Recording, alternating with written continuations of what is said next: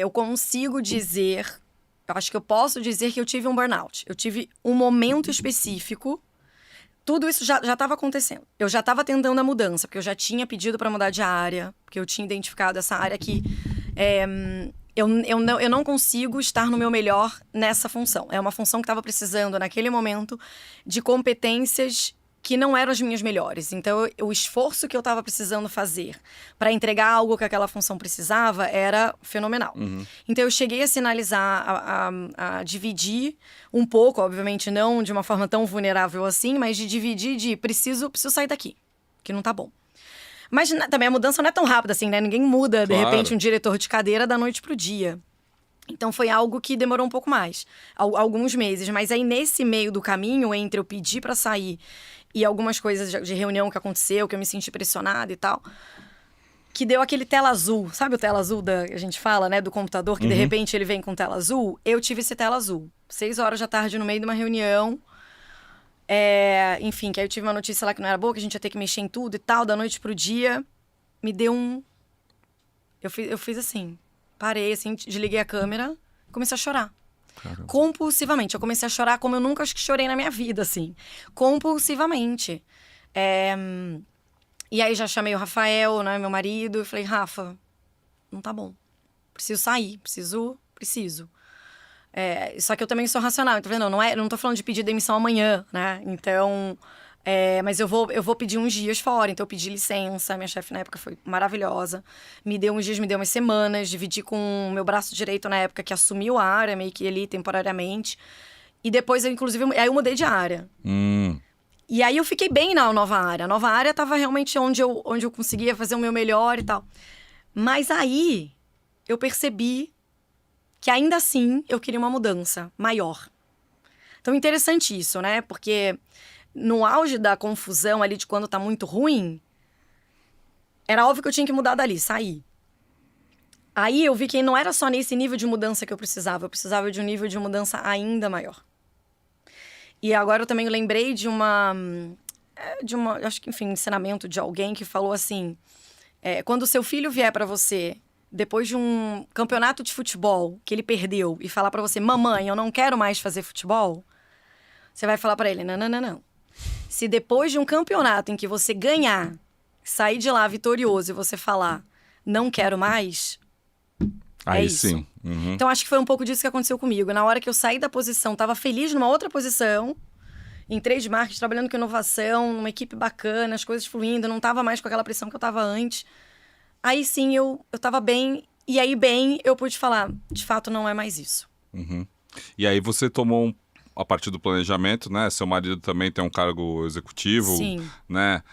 Vocês têm uma posição de privilégio nesse sentido de poder se planejar para você realmente jogar pro alto, que não é pro alto, porque você é muito racional, mas enfim, para você tentar outra coisa. E como foi isso? Pedro, é muito interessante isso, porque a decisão foi sair. E a decisão foi investir num sabático ou alguma transição. E é interessante que você abriu falando a transição que está acontecendo, porque ela ainda está acontecendo realmente, né? Eu não consigo dizer agora, não, porque agora eu super encontrei um novo trabalho, papel na minha vida. Mas eu estou nesse processo. Mas então foi... Mentorando pessoas, mentorando né? pessoas. Como coach também. Também, eu diria o seguinte... porque essa palavra ela acabou tendo, por causa do coach de palco ou por causa dos picaretas que existem por aí, essa palavra ficou pejorativa, mas dentro do ambiente corporativo, o coach, o mentor, ele sempre existiu, né? Sempre existiu. E existe no mundo dos esportes também, enfim, ainda existe em diversas áreas. Eu gosto do termo americano do coaching, que acho que é perfeito. Eu realmente me coloco como mentora, Pedro, porque assim, eu conheço, tenho técnicas de coaching, desses N treinamentos que eu fiz, eu não tenho formação em coaching, mas eu tenho técnicas do coaching. Tenho formação em mentoria, que eu acabei fazendo antes até de pedir demissão. Mas eu acho que eu faço uma combinação dos dois, porque no momento que eu saí desse mundo corporativo, foi meio que natural. Eu falei assim, cara, é isso. Logo que saí, fui até fazer uma consultoria, que também seria natural. Mas a consultoria ainda é de business. E eu quero pessoas. Então, foi aí que eu me posicionei como mentora de negócios, porque eu vou tratar de negócios com quem me contratar. de liderança e ou carreira. Então, eu tenho esse mix aqui de 3, né? E acho que o coaching, ele é muito poderoso porque ele vai fazer perguntas que vão fazer com que a pessoa traga a resposta. Sim. Né? E aí, a mudança vem de dentro, a resposta vem de dentro. Então, é muito poderoso. Ao mesmo tempo, eu tenho a minha experiência de 17 anos de mundo corporativo, multinacional, CLT, vendas, marketing, blá, blá, blá. Então, eu também tenho muito a agregar. Então, eu falo também o que eu penso, eu coloco o meu conhecimento, eu conto o que aconteceu já comigo, o que aconteceu com alguém que era do meu time. Então, acho que a beleza da mentoria é essa, assim. Eu trago também a minha bagagem. Sim. E eu acabei meio que criando a minha metodologia, sim. Mas isso, quando você pediu as contas ou quando você decidiu, conversou com o Rafa lá, ó, vou sair, você já tinha isso na cabeça?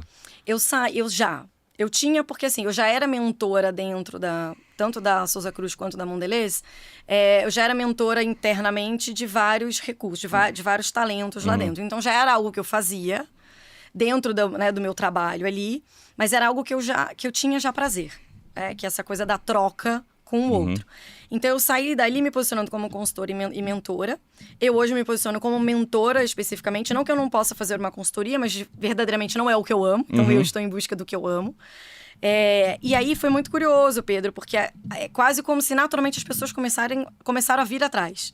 Eu fiz uma comunicação no LinkedIn e quase 100% do meu time direto me contratou logo depois. Legal. É maravilhoso. Isso pra mim que foi o maior prazer. Eu falei, gente, incrível.